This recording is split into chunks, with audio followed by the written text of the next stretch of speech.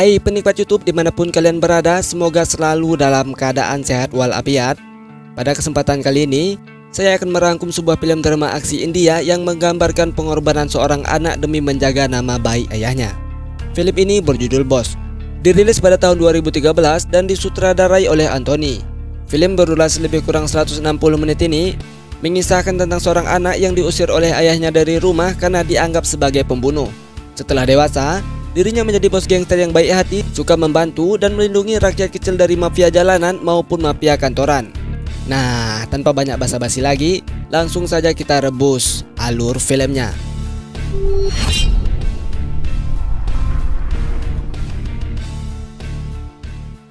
जिसे हम लोग बिग बॉस के नाम से जानते हैं. Diawali dengan memperlihatkan seorang pria berkumis sedang memegang segopok uang. Beliau adalah Big Boss, diperankan oleh Danny Dengzongpa. Di film ini ia dikenal sebagai raja transportasi, tapi sebenarnya beliau adalah bos mafia. Walaupun dirinya sangat ditakuti, namun Big Boss adalah orang baik. Ia tidak pernah mengganggu maupun menyakiti rakyat kecil, dan bisnis transportasi hanyalah sebagai pengalihan kedoknya. Cerita dilanjutkan ketika Big Boss diberikan minuman kelapa muda oleh salah satu pedagang kaki lima yang ada di pasar. Dan waktu itu pula, Big Boss melihat seorang pemuda sedang beristirahat. Terlihat dari raut wajah pemuda itu begitu banyak beban-beban hidup yang tidak bisa dijelaskan, sehingga ia menyuruh PKL memberikan minuman kepada pemuda tersebut. Dia adalah Surya. Setelah selesai minum, Surya pun hendak pergi dari sana, tapi PKL dengan cepat memanggil dan berkata kepadanya, "Woi Sore, Big Boss ka dhanyawad bhi nahi karega ke?" Namun dengan bijak dan beraninya Surya menjawab, menawarkan air bagi yang haus adalah perbuatan baik, dan dia menerima pahala karena saya. Jadi saya yang berterima kasih atau dia? Mantap. Cara berterima kasih yang benar tapi tidak boleh ditiru. Big Boss pun terkejut sekaligus kagum mendengar jawaban tersebut. Lalu ia berkata, harus kuakui dia bukan anak biasa. Dan seketika mobil yang ada di belakang Big Boss pun meledak sehingga orang-orang yang berada di pasar menjadi panik.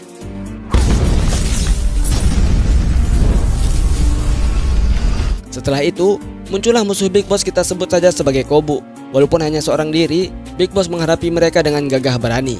Ketika Kobu ingin memukul Big Boss dengan sebuah kapak, pada waktu itu pula adegan epik terjadi, yang mana pemuda yang diberikan minuman oleh Big Boss sebelumnya, yaitu Surya, tengah membungkus sebuah kelapa dengan sorban merah, lalu melemparnya tepat mengenai kepala Kobu.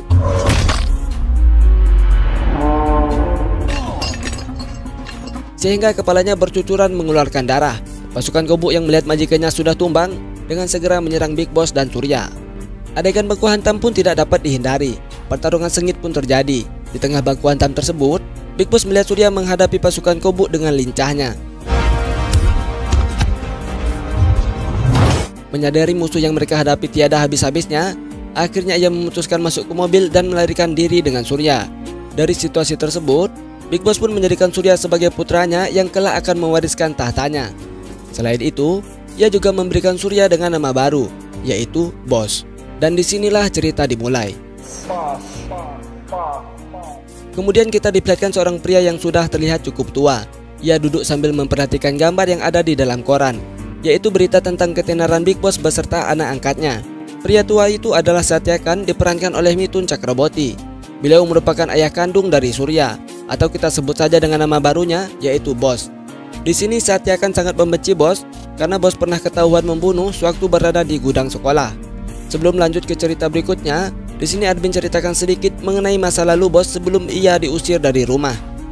Satyakan adalah orang tua yang keras. Ia sangat menjunjung tinggi kehormatan dan martabat keluarganya. Ia mempunyai 2 orang anak laki-laki. Boss adalah anak tertua dan adiknya bernama Sip. Satyakan bekerja sebagai seorang guru di salah satu sekolah dan mempunyai masalah pada kakinya. Nah, sama-sama kita ketahui, jika ada guru yang cacat tentu menjadi bahan ejekan maupun lelucon bagi siswa yang enggak ada akhlak. Ditambah lagi, Boss dan adiknya juga sekolah di tempat ayahnya mengajar. Suatu hari, Sip bermain bola kaki bersama teman-temannya. Timnya menang dan tim lawannya kalah. Pada saat Sip sedang mengekspresikan kemenangannya, pada saat itu juga ia didorong oleh lawan mainnya karena tidak terima timnya kalah. Walaupun tubuhnya kecil, Sip bukanlah pemuda yang penakut. Ia menantang anak tersebut. Kita sebut saja sebagai Rajan.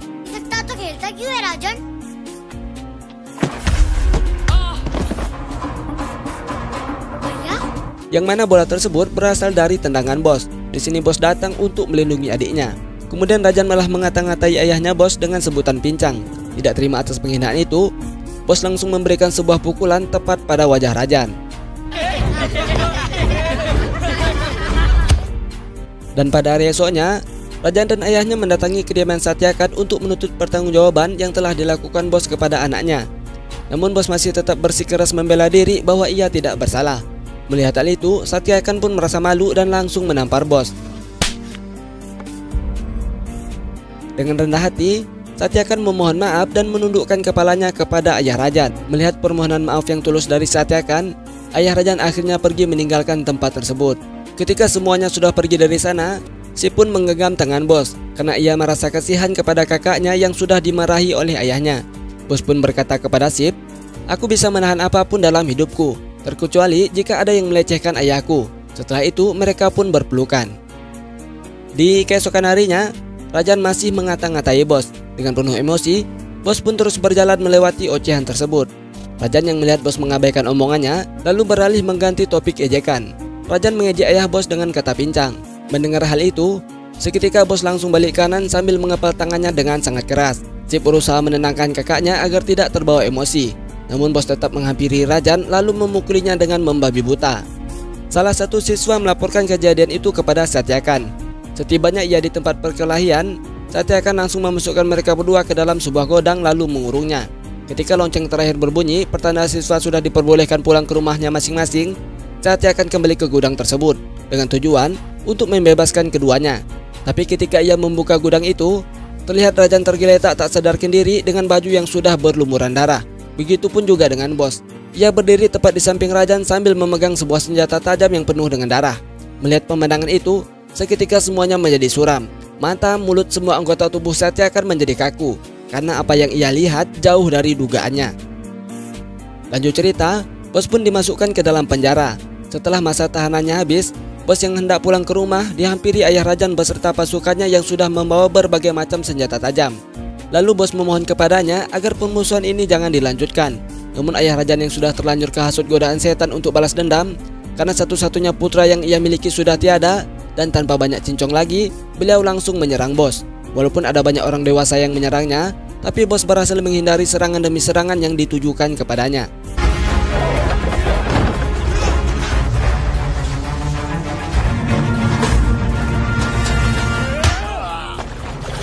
Karena sudah terpojok dan tidak ada pilihan, akhirnya bos melakukan perlawanan. Dengan bermodalkan sebuah ember berbahan aluminium yang ia dapati di pinggir sungai, bos akhirnya berhasil mengubah keadaan. Satu demi persatu yang menyerangnya, ia tempelengkan dengan ember itu. Pada saat ayah Rajan ingin membacoknya dengan sebuah parang, secara refleks bos lebih dulu memukul kepalanya. Saking kerasnya pukulan tersebut, ember aluminium itu pun jadi penyot, yang mana hal itu membuat ayah Rajan menjadi tumbang. Ketika pertarungan sudah selesai, Satyakan beserta keluarganya sampai di sana dengan tujuan untuk menyambut kedatangan bos yang sudah dibebaskan dari penjara. Namun lagi dan lagi, Satyakan melihat sesuatu yang tidak ingin dilihatnya, yang mana faktanya bos hanya membela diri dan Satyakan tidak tahu akan hal itu. Yang ia tahu, bos adalah seorang pembunuh. Dengan penuh rasa kecewa, Satyakan menganggap bahwa bos bukanlah bagian dari keluarganya lagi. Mendengar hal itu, bos hanya bisa terdiam kaku sambil meratapi kesedihannya. Lalu mereka meninggalkan bos sendirian. Dengan perasaan sedih, bos mengambil sorban ayahnya yang tidak sengaja terjatuh sewaktu memarahinya. Dan sorban inilah yang ia gunakan sewaktu membungkus kelapa pada awal cerita sebelumnya.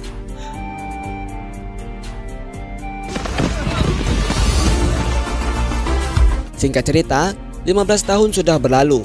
Sip yang dulunya imut kini sudah tumbuh menjadi remaja tampan yang jago berkelahi.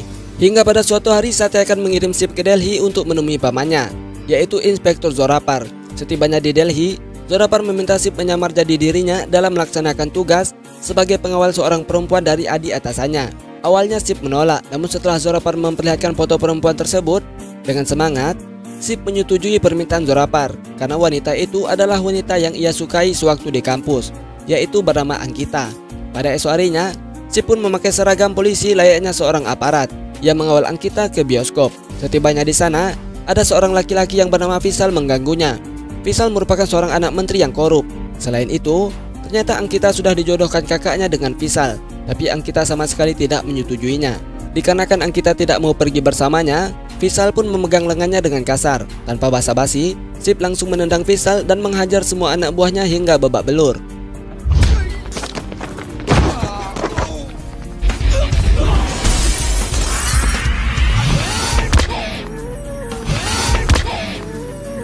Disinilah permasalahannya dimulai. Ketika ayah Pisal sedang duduk santai di ruangan kerjanya, salah satu bawahannya melapor bahwa anaknya yaitu Pisal telah dipukul oleh polisi.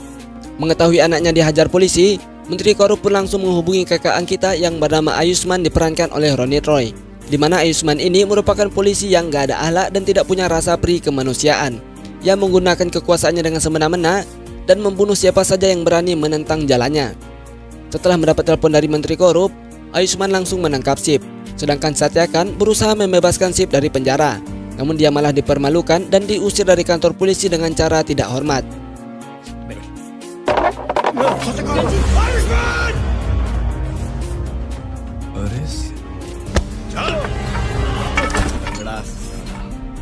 Satyakan begitu emosi, lalu dengan berat hati, Satyakan memutuskan untuk membayar para mafia demi menyelamatkan putranya.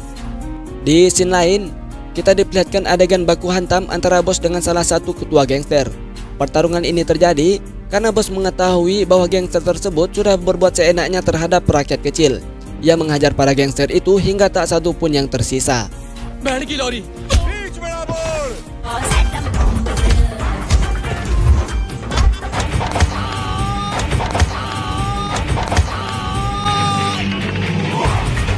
हम सबके माई बाप हैं। ऐसी बात नहीं है चाचा, माई बाप तो ऊपर वाला है।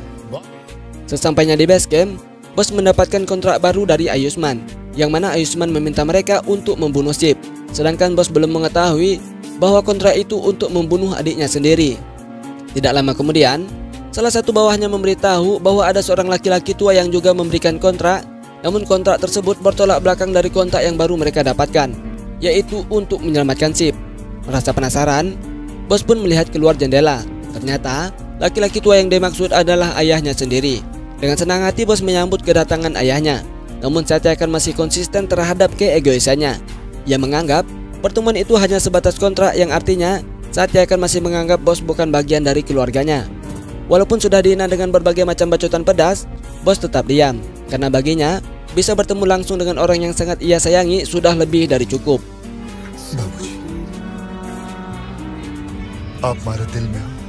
Setelah Satyakan pergi, bos langsung mencium bekas pijakan kaki ayahnya itu. Di sini akhirnya bos menyadari bahwa Ayusman mempermainkan ayahnya. Lalu ia menyiapkan strategi untuk mempermainkan Bali Ayusman. Hingga pada suatu hari, Ayusman menemui bos guna membahas kontrak yang telah diberikannya. Kemudian bos meminta Ayusman untuk membebaskan Sip dari semua tuduhan, dan setelah itu dia akan membunuhnya. Karena dengan cara tersebut, nama Ayusman akan aman dari media. Begitulah cara bos membodohi polisi yang rakus akan pencitraan. Setelah mengetahui bahwa bos tidak membunuhnya, Menteri Korup dan Ayusman mengirim penjahat untuk menangkap bos. Namun bos berhasil melarikan diri dan menemui Ayusman di kediamannya. Menteri Korup pun mengeluh kepada Big Boss karena bos gagal menyelesaikan kontraknya. Walaupun demikian, sedikit pun Big Boss tidak kecewa mengenai apa yang dilakukan bos. Karena sebenarnya, bos telah menyelesaikan kontrak yang diberikan oleh Satyakan. Selain itu, ia sudah mengetahui bahwa bos ingin menghancurkan Ayusman beserta Menteri Korup itu. Ankita ji, 1 minit. Setelah memperhatikan kehadiran Ankita, bos bertanya padanya, apakah dia mencintai Sip. Dengan rasa takut akan dimarahi kakaknya, Ankita menganggukkan sedikit kepalanya dan memberanikan diri mengatakan ya. Setelah itu, di hadapan Ayusman dan Menteri Korup, bos mengatakan ingin menikahi Ankita dengan adiknya. Merasa sudah dipermalukan, Ayusman ingin mengeluarkan senjata di balik sepatunya. Namun Menteri Korup dengan segera menahannya karena Big Boss membawa banyak pasukan. Lanjut cerita, Sip dan Ankita bertemu di salah satu bandrek dan bos juga ada di sana. Shiv, police वाले मारे थे लोग की धुलाई कर, मैंने जाना होगा. Ternyata Ayusman sudah memasang jebakan untuk menjerumuskan Sip ke dalam penjara kembali dengan memanfaatkan teman Ankita. Ketika mereka pulang dari bandrek, teman Ankita memberikan obat tidur ke dalam minuman Sip. Pada saat Sip sadar, Ayusman dan aparat lainnya sudah menangkap Sip dengan tuduhan kasus pemerkosaan palsu. Di sini terungkap bahwa teman Ankita adalah simpanan Ayusman. Mengetahui adiknya dijebak, bos langsung mendapatkan ide untuk membebaskan Sip, yaitu dengan cara menculik putra Menteri Korup. Setelah berhasil menangkap Visal, kemudian ia memasang bom pada selangkaannya. Karena ketakutan, Menteri Korup dengan segera meminta Ayusman membebaskan Sip. Di sisi lain, Big Boss sedang debat serius dengan Satyakan mengenai anaknya yaitu Bos, yang mana Bos sudah berjuang menyelamatkan Sip, tapi Satyakan masih membencinya dan menganggap Bos sebagai pembunuh. Karena kasihan dengan Bos, Akhirnya beliau menceritakan kebenaran tentang kisah terbunuhnya Rajan. Di sini kita dikembalikan ke scene sebelumnya, yaitu sewaktu Satyakan memasukkan Rajan dan Bos ke dalam gudang. Faktanya, yang membunuh Rajan bukanlah Bos, melainkan Satyakan itu sendiri. Hal itu terjadi waktu Satyakan memasukkan Rajan ke dalam gudang. Tanpa ia sadari, Satyakan mendorongnya dengan kencang dan Rajan tertusuk senjata tajam. Bos yang melihat Rajan sudah tidak bernyawa langsung mengotori baju seragam sekolahnya dengan darah dan memegang senjata tajam yang tertusuk pada perut Rajan. Demi menjaga nama baik ayahnya, Bos mengorbankan diri seolah-olah dialah yang membunuh Rajan. Setelah Satyakan mengetahui kebenarannya, ia hanya bisa terdiam dan merasa sangat menyesal karena ternyata anak yang ia benci sangat menyayanginya, bertolak belakang dari apa yang telah ia perbuat. Kemudian Satyakan bergegas ingin menemui Bos. Pada saat di perjalanan, Ayusman si polisi yang tidak berakhlak mengirim truk untuk menabrak kendaraan mereka. Big Boss selamat sedangkan Satyakan sekarat dan harus dirawat di rumah sakit. Ketika Bos berada di ruang ICU melihat ayahnya yang sedang sekarat, Ayusman menghubungi dan memberitahu Bos bahwa dialah dalang di balik insiden tersebut. Kemudian ia menantang Bos untuk menyelesaikan pertarungan terakhirnya. Sebelum OTW, Bos mengusap kaki ayahnya terlebih dahulu. Setibanya di tempat baku hantam, terlihat Ayusman sudah menunggunya sambil meminum secangkir jamu kuat. Setelah Ayusman memberikan sedikit basa-basi, pertarungan antara mafia berakhlak dan polisi nggak berakhlak pun dimulai.